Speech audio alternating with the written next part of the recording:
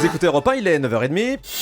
Et le journal des médias, c'est avec Thibaut Pézra. Bonjour Thomas, à la une ce matin, le Cube ne passera pas l'été. France 2 déprogramme son divertissement et commande à la place de nouveaux épisodes de N'oubliez pas les paroles pour la rentrée. Laurent Delahousse et Laurence Ferrari auraient postulé pour présenter le grand journal de Canal. Et Estelle Denis qui nous raconte pourquoi elle adore sa prochaine émission The Best sur TF1. Voilà les titres et on commence donc avec France 2 qui déprogramme le Cube. Et oui, Nagui n'aura pas réussi à installer son nouveau concept à l'antenne depuis le 1er juillet dernier. Audience décevante pour le Cube et résultat, ce sera le retour de N'oubliez pas les paroles. Le directeur des programmes de France 2, Philippe Villamidjana, avait annoncé dans le grand direct des médias que ce serait soit le Cube, soit N'oubliez pas les paroles. Il a tenu la sienne.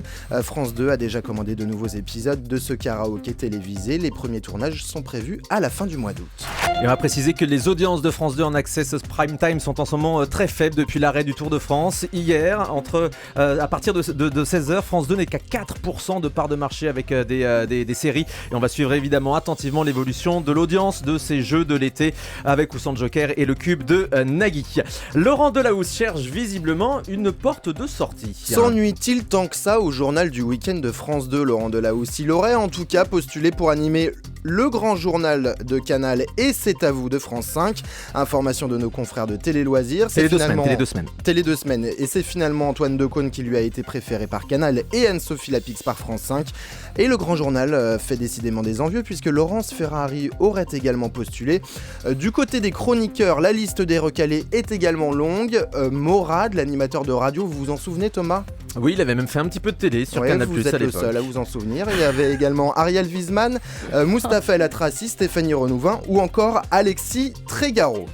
Lui en revanche est très courtisé, c'est Cyril Hanouna.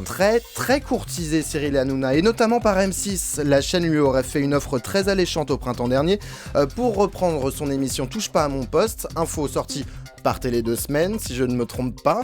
Mais Cyril Hanouna a refusé, il restera sur D8 et il a même prolongé son contrat qui le lie à la chaîne jusqu'en 2016. Allez, on reste sur D8 qui déprogramme sa série Les Borgias. Première diffusion au début du mois de juillet et audience décevante, 500 000 téléspectateurs. La série a du coup été déplacée en deuxième partie de soirée, mais c'était encore pire. Du coup, Les Borgias sont déprogrammés et dès ce soir, vous pourrez découvrir à la place un formidable téléfilm d'action qui s'appelle Mercenary. C'est avec Steven Seagal, j'ai vu le pitch, ça a l'air absolument génial.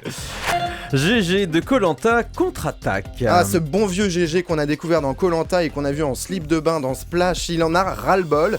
Une stagiaire du parc animalier dont il est propriétaire l'accuse de lui avoir touché les fesses et les seins. Il nie et porte plainte contre la jeune femme, des accusations fantaisistes selon lui, qui bloquent toutes ses perspectives dans le milieu de la télévision. On lui a notamment proposé les anges de la télé-réalité, c'est pas tous les jours qu'on vous propose un programme pareil.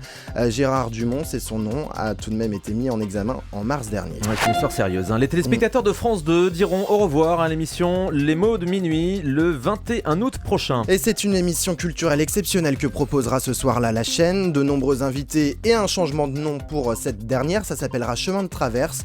Philippe Lefay est à la tête des mots de minuit depuis près de 15 ans. France 3 reste fidèle au Festival interceltique de Lorient.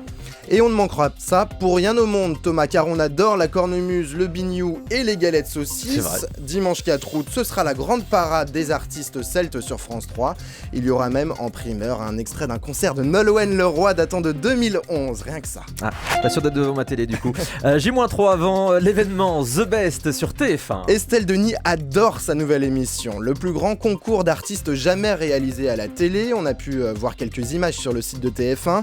Un jury hétéroclite avec notamment la très douce Lara Fabian qu'on n'a jamais vue aussi souriante. Estelle Denis nous raconte comment elle a découvert le programme en version hollandaise, sa version originale, avec ses enfants. Écoutez son enthousiasme. On m'a dit voilà, écoute, on a une émission qui pourrait te plaire. On m'a présenté l'émission et j'ai dit oui tout de suite. J'ai pris les DVD, je les ai regardés en famille avec les enfants. Et on était tous comme des fous, les enfants, c'était des DVD pourtant en hollandais, hein, donc c'était pas hyper aisé. Ils ont compris tout de suite le concept, ils étaient à fond sur les numéros. Derrière, quand j'ai commencé à bosser sur The Best, j'arrivais avec plein de DVD à la maison et pareil, il y a des numéros, ils me disaient vas-y, remets-le maman. Je disais attendez maman, il faut qu'elle avance. Hein. Et hop, il y a des numéros qui me demandaient 3-4 fois. C'est super agréable de partager son boulot avec ses enfants, quoi.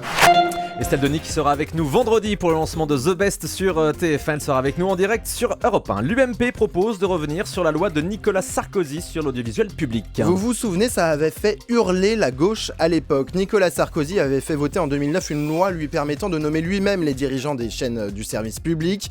Le gouvernement actuel veut revenir là-dessus et confier ce pouvoir au CSA.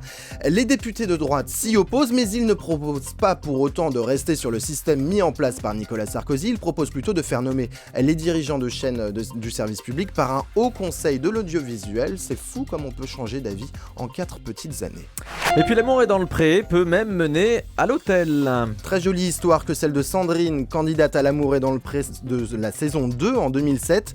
Cette éleveuse de bovins de 26 ans a dit oui à son compagnon en mai dernier. Petite précision tout de même, ce n'est pas du tout sur le tournage de l'émission qu'elle a rencontré son paysan charmant. Allez, chiffre du jour pour terminer. 5. TF1 rafle les 5 premières places de la semaine en termes de programmes les plus tweetés la semaine dernière. Et devinez quoi, ces 5 émissions les plus commentées sur Twitter sont le Prime et les quotidiennes de Secret Story. Près de 600 000 tweets la semaine dernière sur la télé-réalité de TF1. L'amour est dans le pré et dans les choux à côté. Seulement 15 000 petits tweets la semaine dernière pour l'émission d'M6. C'est peu, c'est très très peu même. Bah oui, c'est étonnant parce que d'habitude ça fait beaucoup réagir ce genre d'émission sur les réseaux sociaux. En tout cas, en audience, ça continue de cartonner. Merci Thibaut.